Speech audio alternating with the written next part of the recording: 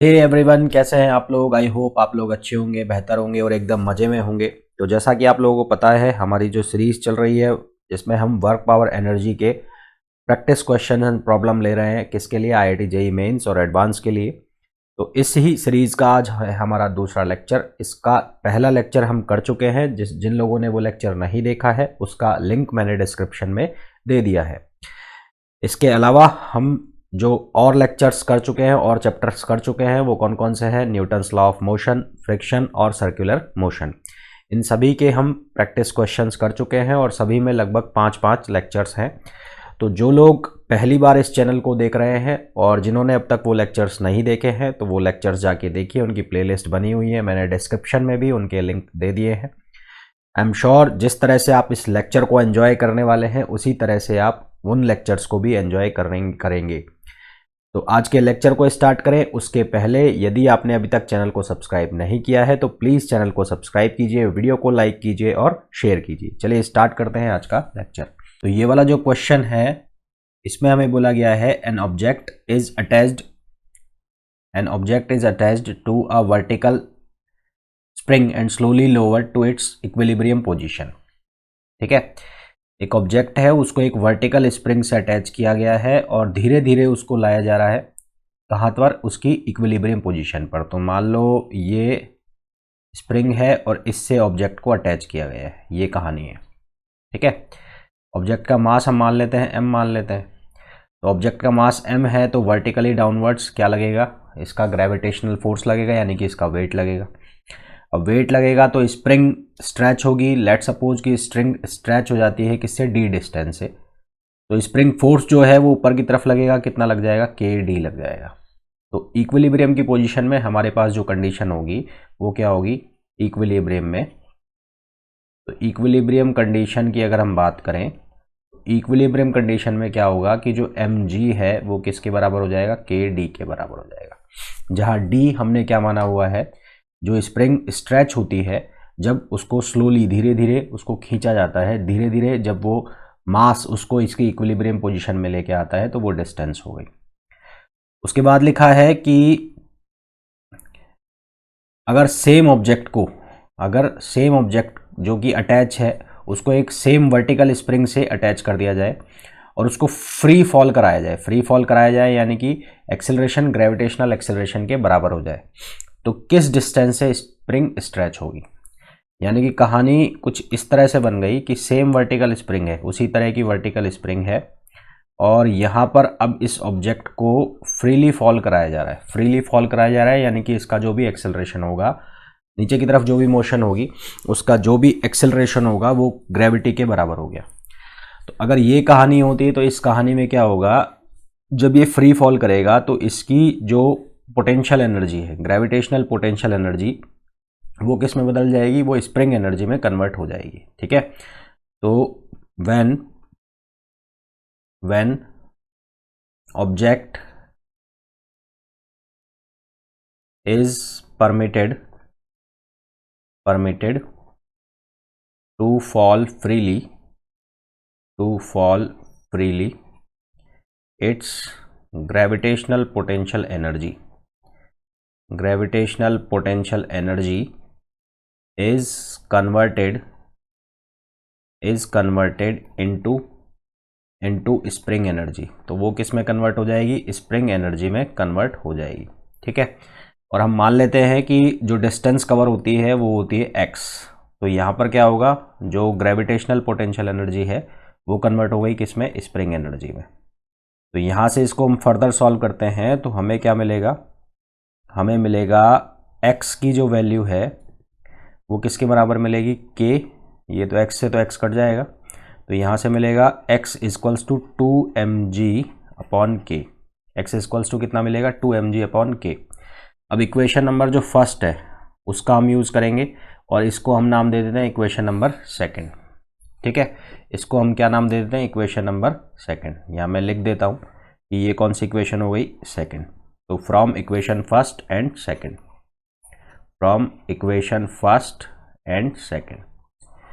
तो फर्स्ट जो इक्वेशन है उसमें लिखा है mg इक्वल्स टू के डी तो यहाँ से हमें k की वैल्यू किसके बराबर मिलती है, mg/d। और जो इक्वेशन सेकंड है उसमें लिखा है x इक्वल्स टू 2mg/k, यहाँ पर लिखा है x इक्वल्स टू 2mg/k। तो k की वैल्यू को आप सब्सटीट्यूट अगर कर दो तो क्या मिलेगा, 2mg। k की वैल्यू कितनी हो जाएगी, mg/d, तो d ऊपर चला जाएगा, d से d cancel out, x equals to कितना हो जाएगा, 2d हो जाएगा। तो यहाँ से जो स्प्रिंग स्ट्रेच होगी वो कितना डिस्टेंस स्ट्रेच होगी, 2d स्ट्रेच होगी जब उसको फ्रीली फॉल कराया जाएगा, फ्रीली फॉल करना उसको परमिट कर दिया जाएगा। ठीक है, तो होपफुली ये जो क्वेश्चन है आप लोगों को समझ में आ गया होगा। इन केस कोई डाउट है तो आपकी जो भी क्वेरी है, आपका डाउट है, उसको कमेंट बॉक्स में लिख के भेजिए। जैसे ही मैं आपके डाउट को देखूंगा, आपकी क्वेरी को देखूंगा, मैं वैसे ही उसका रिप्लाई करूंगा। नेक्स्ट क्वेश्चन पर चलते हैं। देखो ये जो क्वेश्चन है इसमें बोला गया है a particle of mass m is moving in a horizontal circle of radius r under a centripetal force equal to -k/r² where k is constant. What is the total energy of the particle. देखो साहब इसमें क्या given है, इसमें हमें given है कि जो सेंट्रीपिटल फोर्स है, तो सेंट्रीपिटल फोर्स जो है, सेंट्रीपिटल फोर्स जो किसके बराबर होता है, mv²/r के, उसको किसके इक्वल दे रखा है, उसको हमें दे रखा है k/r² के बराबर, -k/r² के बराबर वो वैल्यू हमें दी हुई है। तो यहाँ से इसको फर्दर हम सॉल्व करें तो ये किसके बराबर हो गया, mv² इक्वल्स टू k/r, है ना। इसको लिख दिया मैंने इक्वेशन फर्स्ट। हमें टोटल एनर्जी पूछा है, तो टोटल एनर्जी जो होती है, टोटल एनर्जी समेशन है किसका, kinetic energy plus potential energy. तो इसका सीधा सा मतलब है कि हमें क्या क्या निकालना पड़ेगा, एक बार तो हमें काइनेटिक एनर्जी निकालनी पड़ेगी और फिर हमें क्या निकालना पड़ेगा, पोटेंशियल एनर्जी। तो काइनेटिक एनर्जी जो है वो किसके बराबर होती है, हाफ mv² के। तो हाफ mv² की जो वैल्यू है वो कितनी आ गई, k/r आ गई। तो इसको लिख दिया मैंने k/2r। तो यहाँ से ये क्या आ गई, काइनेटिक एनर्जी। अब चाहिए मैं पोटेंशियल एनर्जी। तो पोटेंशियल एनर्जी हम कैसे निकालेंगे, पोटेंशियल एनर्जी के लिए हमें वर्क जो फोर्स है, फोर्स और पोटेंशियल एनर्जी के बीच में रिलेशन पता होता है। तो वी नो दैट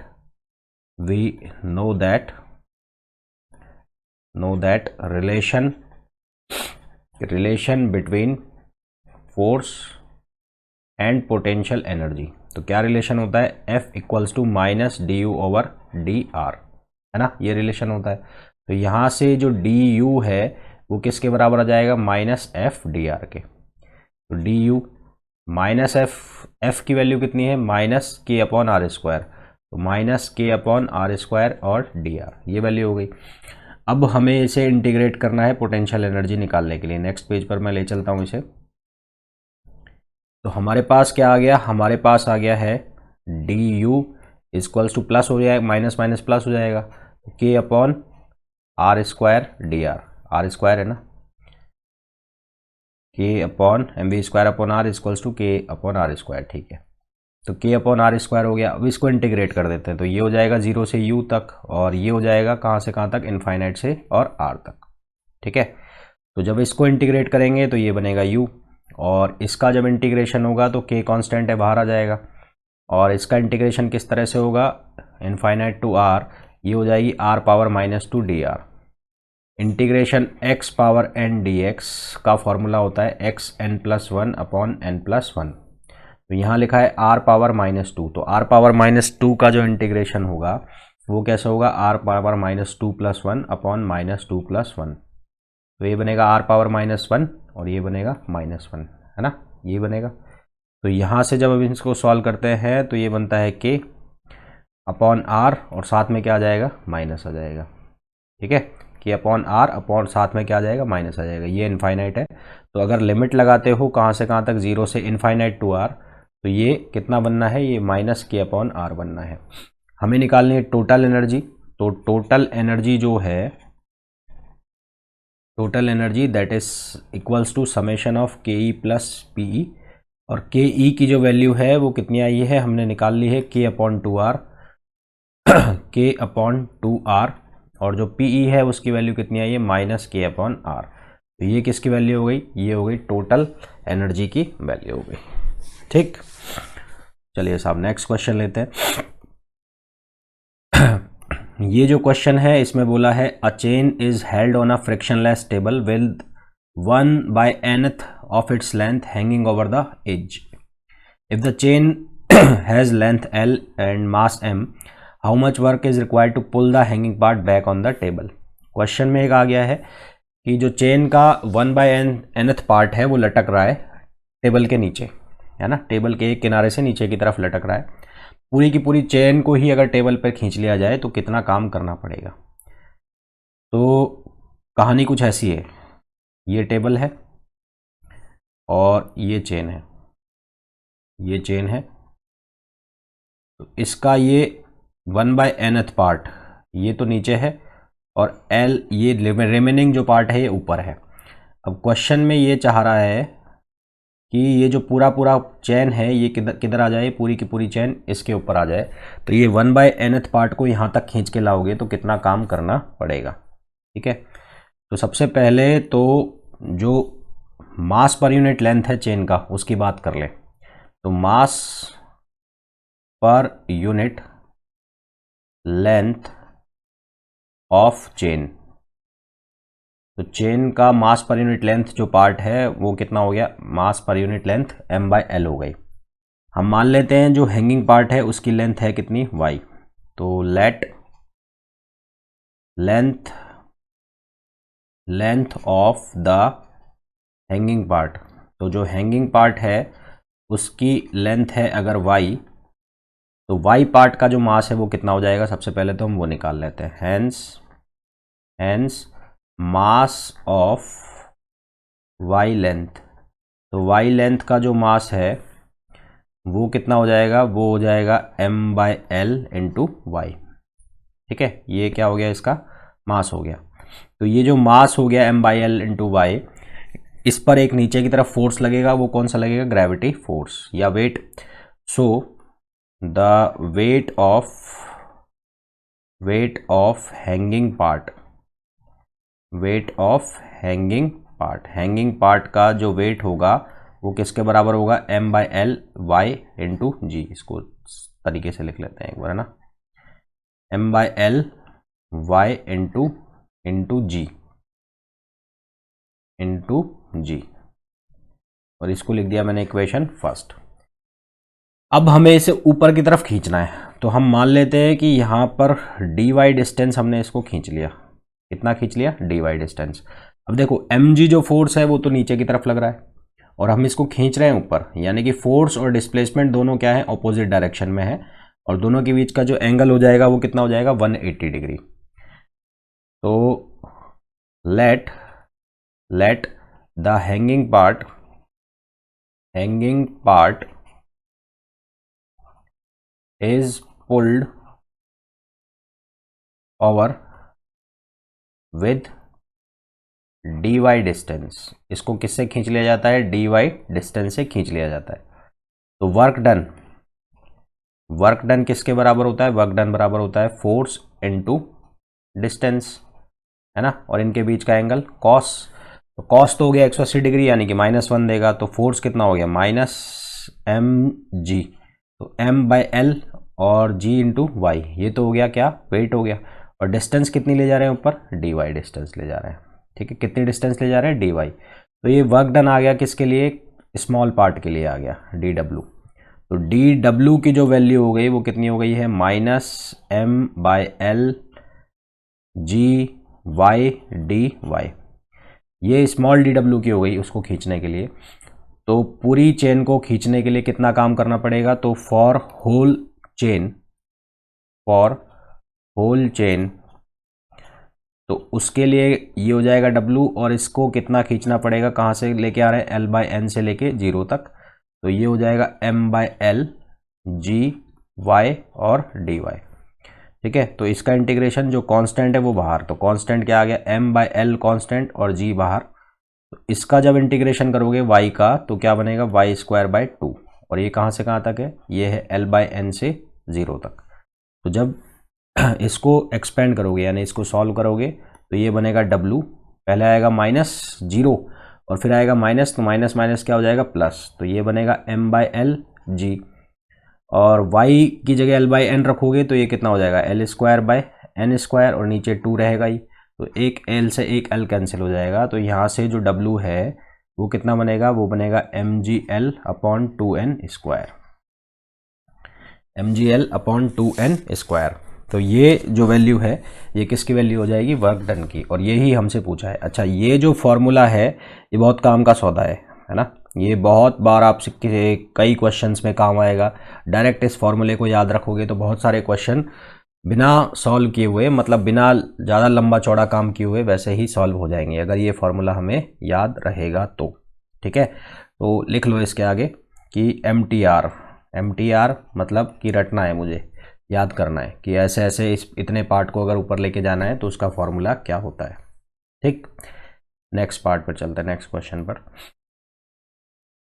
ये जो क्वेश्चन है इसमें हमें बोला है a ball whose kinetic energy is E is projected at angle 45 degree to the horizontal, what will be the kinetic energy of the ball at the highest point of the flight. देखो भाई, तो कुछ projectile है और कुछ work power energy दोनों मिले हुए हैं, है ना। तो सबसे पहले हम मान लेते हैं कि जो बॉल है उसको प्रोजेक्ट किया है u वेलोसिटी से, तो let the ball has been projected with the velocity u, उसको u वेलोसिटी से प्रोजेक्ट किया है। ठीक है, अब हमें पता है कि किसी प्रोजेक्टाइल, ये प्रोजेक्टाइल अगर मैं बनाऊं, ये प्रोजेक्टाइल है और ये इसको प्रोजेक्ट किया है u वेलोसिटी से, तो इसके हाईएस्ट पॉइंट पर मतलब कहीं यहाँ पर, ये हाईएस्ट पॉइंट बना देता हूँ मैं, ये हाईएस्ट पॉइंट है, तो ये हाईएस्ट पॉइंट पर जो इसका वर्टिकल कंपोनेंट है वो तो कितना होता है, 0। हाईएस्ट पॉइंट पर जो वर्टिकल कंपोनेंट है वेलोसिटी का वो 0 होता है। हॉरिजेंटल कंपोनेंट जो है वो किसके बराबर हो जाता है, जो इनिशियल वेलोसिटी है उसके कॉस थीटा के, है ना। और यहाँ पर जो थीटा एंगल है वो कितना दे रखा है, 45, तो ये कितना हो जाएगा, u cos 45 हाईएस्ट पॉइंट पर। तो u cos 45 का मतलब हो गया u बाय √2। ठीक, तो एट हाईएस्ट पॉइंट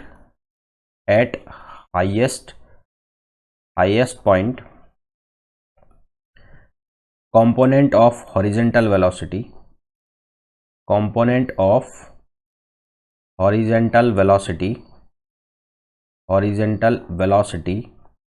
जिसको हम लिखेंगे VH, वो किसके बराबर हो जाएगा, u बाय √2 के। ठीक है साहब, अब ये जो चीज़ है मैंने कैसे लिखी है, इसके लिए आपको पढ़ना पड़ेगा प्रोजेक्टाइल मोशन का थोड़ा बहुत भी आइडिया है तो उससे ये चीज़ आप पकड़ लेंगे कि ये चीज़ मैंने कैसे लिखी है। अब काइनेटिक एनर्जी की अगर बात करूं तो काइनेटिक एनर्जी का जो फॉर्मूला है वो होता है हाफ mv²। तो इनिशियली काइनेटिक एनर्जी को मैंने लिखा E से, और ये बराबर हो गया किसके, हाफ mu² के, है ना, क्योंकि इनिशियल वेलोसिटी हमने क्या ली है, u ली है। तो final kinetic energy at highest point, है ना, एट हाईएस्ट पॉइंट। तो हाईएस्ट पॉइंट पर जो काइनेटिक एनर्जी होगी वो किसके बराबर होगी, हाफ mv² के, और v जो है वो किसके बराबर आ गया, u बाय √2। तो यहाँ से लिख सकते हो हाफ mu² और बाय √2 का स्क्वायर करोगे तो कितना आ जाएगा, वो आएगा 2। तो ये वाली जो चीज़ है, ये वाली चीज़, ये हमने देखा कि ये किसके बराबर है, E के बराबर। तो KE जो फाइनल पॉइंट यानी कि हाईएस्ट पॉइंट पर हो जाएगा वो कितना हो जाएगा, E बाय 2 हो जाएगा। तो हाईएस्ट पॉइंट पर जो काइनेटिक एनर्जी है वो कितनी हो जाएगी, E बाय 2। ठीक है, नेक्स्ट क्वेश्चन पर देखते हैं। ये जो क्वेश्चन है इसमें हमें बोला है a particle of mass m moves in a straight line with retardation proportional to its displacement, find the expression of for loss of kinetic energy for any displacement. Question में साफ साफ बोला गया है कि जो रिटार्डेशन मतलब एक्सेलरेशन है वो डिस्प्लेसमेंट के प्रोपोर्शनल है, तो a प्रोपोर्शनल टू x। तो मैं इसको प्रोपोर्शनल का निशान हटा देता हूँ, तो यहाँ से मेरे पास ये बना a इक्वल्स टू -kx। मैंने माइनस साइन क्यों लगाया है, माइनस साइन शो कर रहा है कि क्या है, रिटार्डेशन है, सिंस इट इज रिटार्डेशन हो रहा है मतलब मंदन हो रहा है, मंदन, एक्सेलरेशन कम हो रहा है। अच्छा, अब हम एक चीज़ जानते हैं, क्या जानते हैं कि जो एक्सेलरेशन है वो बराबर होता है dv/dt के, और dv अपॉन dt को आप ऐसे लिख सकते हो dv upon dx into dx upon dt, ठीक है, इस तरह से लिख सकते हो। अब dx अपॉन dt जो है वो किसके बराबर होता है, वेलोसिटी के बराबर होता है। ये जो है ये किसके बराबर होता है, वेलोसिटी। तो यहाँ से आप इसको लिख सकते हो v dv अपॉन dx। क्या लिख सकते हो, v dv अपॉन dx। दोनों इक्वेशन किसकी बात कर रही है, एक्सेलरेशन की। दोनों को हम क्या कर देंगे, इक्वेट कर देंगे। तो इक्वेट फर्स्ट एंड सेकंड। तो फर्स्ट एंड सेकंड को इक्वेट करोगे तो क्या बनेगा, v dv upon dx equals to क्या बनेगा, माइनस kx। और यहाँ से क्या बन जाएगा, ये बन जाएगा v dv equals to minus kx dx, ठीक है, माइनस kx dx। अब हम मान लेते हैं कि जो इनिशियल वेलोसिटी है u और फाइनल वेलोसिटी है v।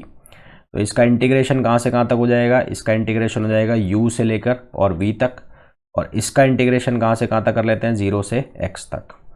तो जब इसको इंटीग्रेट करोगे आप तो ये क्या बन जाएगा, ये बन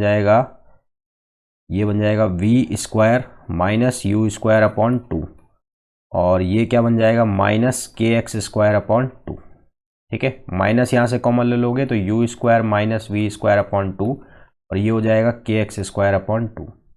अब लॉस इन काइनेटिक एनर्जी निकालना है तो दोनों साइड मल्टीप्लाई कर दो m से, तो ये हो जाएगा m u square by 2 minus m v square upon 2, और ये बराबर हो गया हाफ के एम एक्स स्क्वायर के।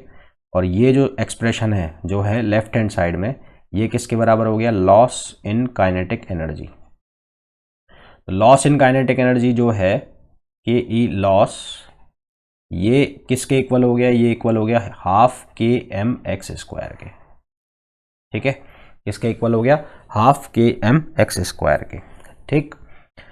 चलिए साहब तो नेक्स्ट क्वेश्चन में हमें बोला है a body of mass m accelerates uniformly from rest to a velocity v1 in time t1.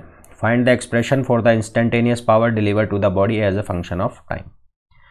तो इस क्वेश्चन में सबसे पहले हमें गिवन है कि यूनिफॉर्मली एक्सेलरेट कर रही है रेस्ट से और टाइम है t1। तो फ्रॉम न्यूटन्स फर्स्ट इक्वेशन क्या है, v equals to u plus a t. अब यहाँ पर वेलोसिटी जो है वो है v1, रेस्ट से चल रही है यानी कि u की वैल्यू 0, a एक्सेलरेशन और टाइम है t1। तो यहाँ से हमें एक्सेलरेशन की वैल्यू मिल गई कितनी, v1 अपॉन t1। इसको लिखा हमने इक्वेशन फर्स्ट। मान लेते हैं किसी टाइम t पर इसकी जो वेलोसिटी है वो v है। Let at any time t its velocity is v। तो अगेन ये इक्वेशन यूज करोगे तो v equals to u plus a t, initial velocity 0 है तो v इक्वल्स टू a की जो वैल्यू है यहाँ से ले लो, कितनी हो जाएगी, v1 अपॉन t1, और ये हो गया t। तो ये हो गई इक्वेशन सेकंड। हमें क्या निकालना है, इंस्टेंटेनियस पावर। तो पावर जो इंस्टेंटेनियस होती है वो किसके बराबर, f इंटू वी। अच्छा, f जो होता है वो बराबर होता है ma के, मास इंटू एक्सेलरेशन, और v। अब m एक्सेलरेशन की वैल्यू यहाँ से लो, कितनी हो गई, एक्सेलरेशन की वैल्यू v1 अपॉन t1, और जो v है इसकी वैल्यू कितनी हो गई, v1 upon t1 into t। तो इसको जब हम सॉल्व करते हैं तो हमें क्या मिलता है, m v one square into t upon t one square. तो ये हमें किसकी वैल्यू मिल गई, ये हमें मिल गई इंस्टेंटेनियस पावर की वैल्यू। तो ये थे आज के लेक्चर के कुछ क्वेश्चंस, एंड होपफुली ये सभी क्वेश्चंस आपको बहुत अच्छे से समझ में आए होंगे। फिर भी अगर किसी को कोई डाउट है, कोई क्वेरी है, तो प्लीज़ कमेंट बॉक्स में अपनी क्वेरी या अपना डाउट को लिख के भेजिए। जैसे ही मैं उसे देखूंगा उसका तुरंत मैं रिप्लाई करूंगा। जैसा कि मैंने कहा, इसके अलावा भी हम इसका एक लेक्चर और कर चुके हैं इसके पहले का, तो उसका लिंक मैंने डिस्क्रिप्शन बॉक्स में दिया हुआ है, वहाँ जाकर उस लिंक को फॉलो करके आप वो लेक्चर देख सकते हैं। एंड आई एम श्योर जिस तरह से आप इस लेक्चर को एंजॉय कर रहे हैं, जब भी आप इसे देखेंगे श्योरली आप इसे एंजॉय करेंगे, आपके लिए बेनिफिशियल होने वाला है। तो उसका लिंक मैंने उस जो इसके पहले वाला लेक्चर है उसका लिंक मैंने डिस्क्रिप्शन में दिया है।